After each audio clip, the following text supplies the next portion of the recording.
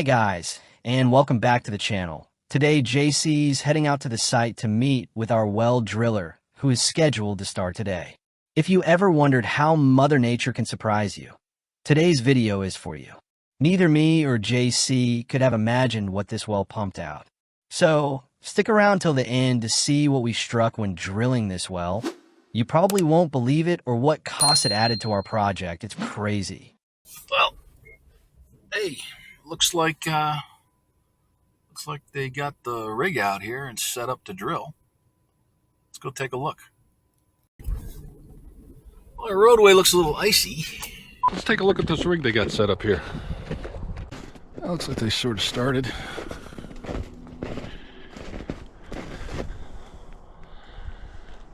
Huh.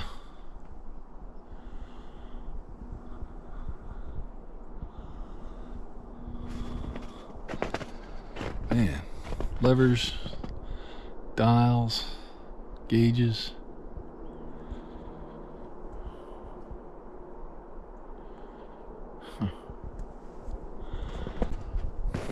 Quite the impressive machine.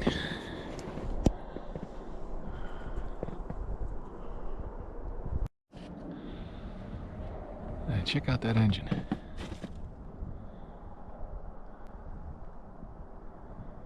Yeah, it's pretty intense.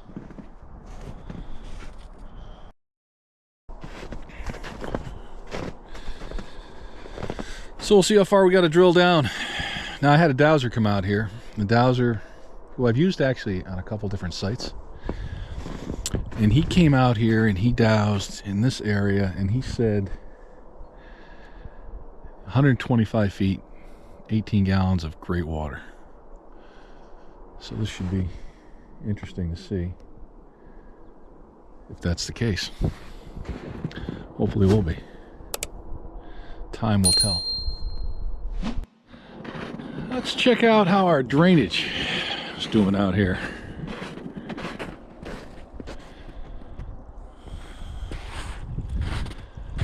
It's running nicely.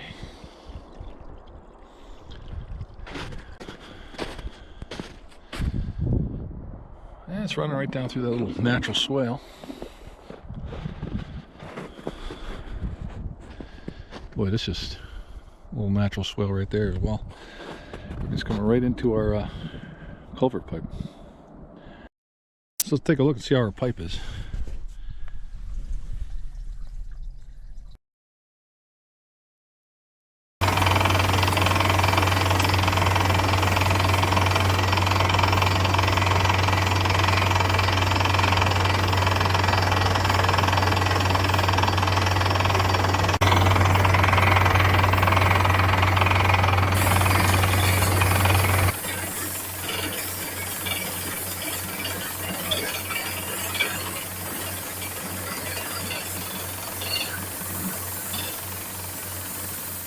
This driller has been doing it since he was a little kid, and he really knows his business.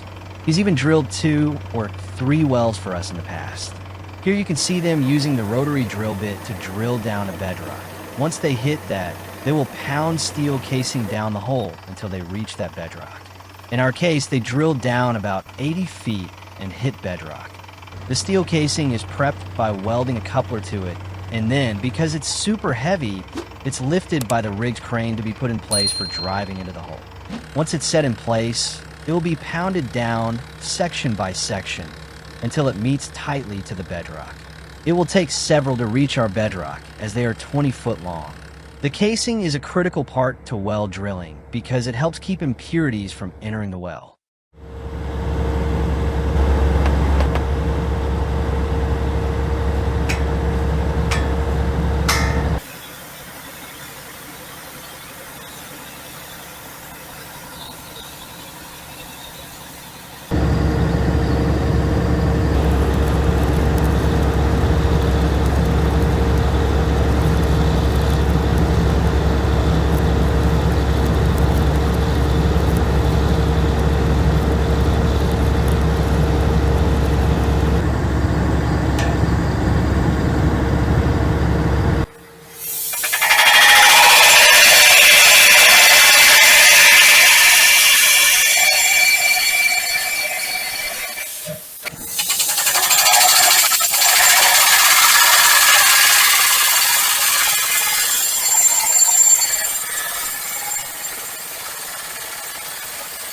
Hey, a few fun facts on the history of well drilling. Humans have accessed groundwater for millennia. The earliest known wells date back over 8,000 to 10,000 years to the Neolithic period, with hand-dug shafts found in Cyprus, Israel, India, and China, often lined with stones or tiles for stability. Ancient Chinese innovations around 200 to 600 BC included percussion drilling using bamboo and ropes to reach greater depths, sometimes for brine or water. For thousands of years, most wells remained hand-dug or used basic manual methods. The shift to mechanical drilling began in the early 19th century. According to USGS records, in 1808, the Ruffner brothers in West Virginia used cable tool rigs initially for salt brine, adapting them for water. Rotary drilling emerged later in the century, advanced by oil industry needs. Today, modern well drilling employs powerful rotary rigs like the one you see here, with diamond bits, hydraulic systems, and advanced casing to reach thousands of feet efficiently and safely, supplying clean water worldwide while incorporating pumps, filtration, and environmental protections.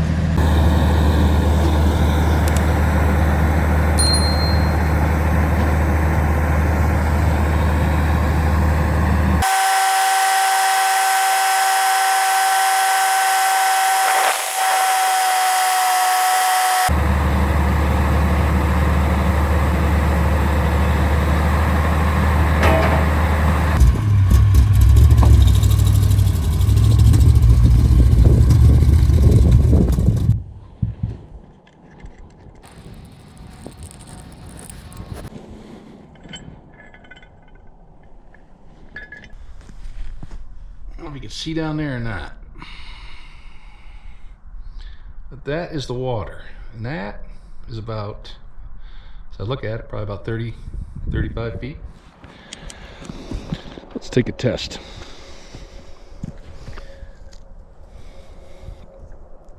Take a pebble. We'll drop it and time it until we hear it splash. 1001, 1000. So about 1 second, maybe a little over 1 second. We'll try it one more time here. So let's take our pebble, let's drop it, and we'll time it. So I'm thinking it drops about 32 feet per second, something like that. So we'll do 1001, 1002, see how far it takes till we hear it. 1001, 1000. It's about 1001, maybe a second, a little over a second. So I'm going to say 32, somewhere to 32, 35 feet. That's what it kind of looked like. So we got static water level of about, say, 33 feet. And it's a 200-foot well. So that's what, 167 feet of water, something like that. Sounds about right. So that's going to equate to probably around 240, 250 gallons of water storage. So when we get the pump in, we'll do a true flow test on it, and then we will also send it out and have the water tested, see if there's any bacteria or anything like that in it.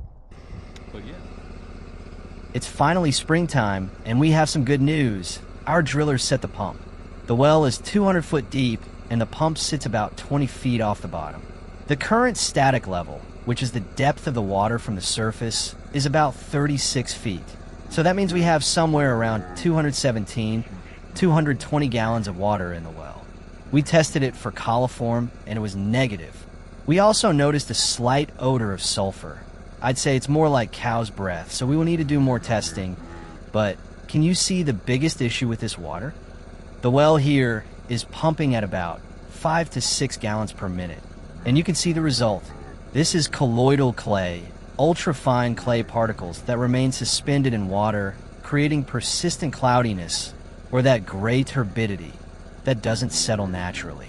These particles enter when drilling disturbs fine clay-rich layers in the local glacial till or sedimentary formations and don't settle to the bottom of the well like regular dirt or sand would. Instead, they stay suspended forever. They say it's purely aesthetic, affecting the water's physical appearance, with no direct health risk from the clay itself, but it can cause issues with appliances and pipes over time. Some old-timers say it can be cleared by either pumping it at a high rate for hours to even days, or pumping at a very slow rate, like 1 to 2 gallons per hour.